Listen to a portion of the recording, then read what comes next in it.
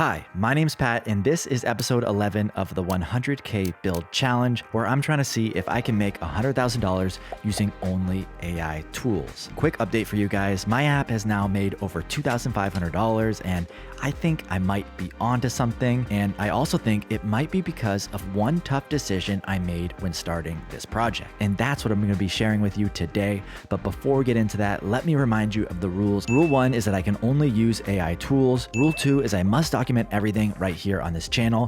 And rule 3 is that I cannot give up until I make $100,000. So without further ado, let's dive into episode 11, where I'm going to be sharing with you the dirty little secret I learned the hard way about what it might actually take to build a successful product online. Okay, so this story starts a few weeks ago when I was trying to figure out pricing for Moat. How am I going to price this tool? $5 a month, $10 a month, $30 a month, $10,000 a month. I honestly had no idea, so I did what any smart entrepreneur would do. I decided to look at the data. And as you guys might remember, my very first app from the challenge, all the way back to episode 1, well, that was the AI thumbnails generator. And man, it just gives me PTSD bringing up these dashboards. But what I wanted to know was, what was my conversion rate? Well, let's dive in. For people that visited the site and then clicked just to the sign up page, that was only 2%, which is quite bad. But then actually people that subscribed and paid, well, that was 0.1%, not 1%, but 1/10 of 1%, 0.1%. Ouch, that is not good. And to make matters worse, it wasn't like the AI thumbnail generator was expensive.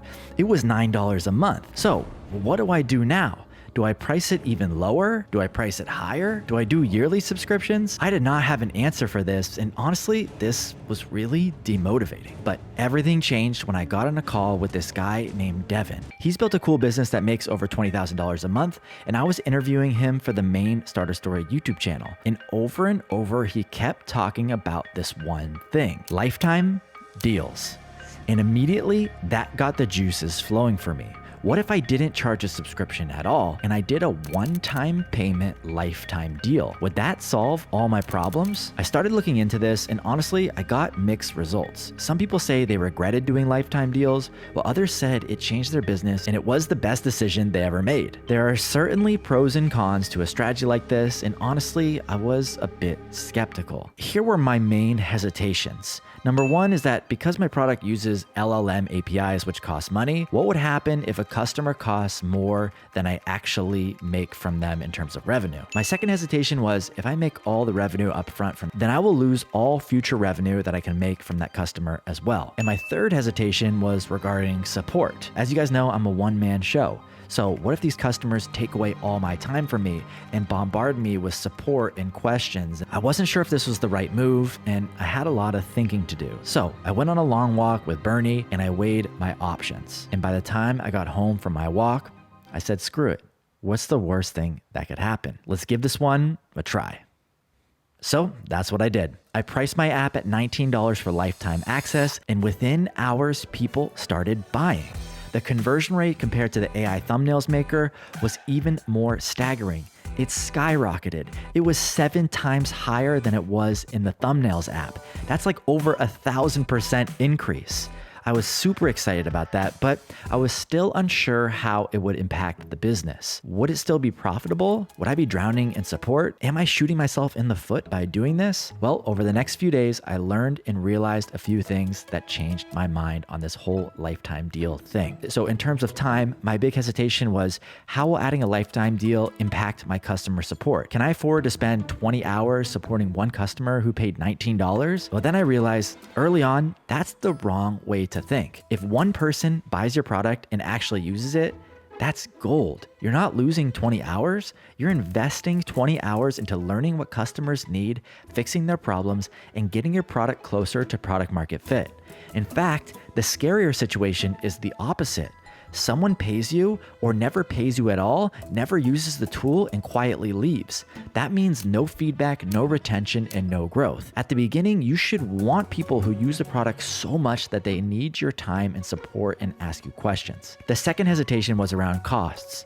What if a customer ends up costing me more in LLM API usage than the $19 I made from them? Well, the truth is that very few customers will ever use it forever at 100% capacity. Most lifetime buyers just want to tinker, try the tool, or use it for a single project. And over time, usage naturally drops off, just like with any product in the world. Deven, the guy I talked to, he said that only a tiny fraction of his lifetime customers are still active. That's not a failure, that's just how lifetime deals work. Think of it as a 1-month subscription paid upfront, with some people sticking around longer. The economics usually balance out. The third hesitation I had was around revenue losses. If I take lifetime payment upfront, I'll lose all future subscription revenue from that customer. Well, the truth is, I realized that I wasn't locking myself into lifetime forever. The priority right now is not in maximizing LTV, it's about getting momentum with this product, getting users, feedback, a little bit of cash, and social proof. Later, I can switch to subscriptions, raise prices, and change the model. Sure, those lifetime buyers will get grandfathered in because without them, I probably wouldn't have been able to get this product off the ground in the first place. Right now, it's not about the sales.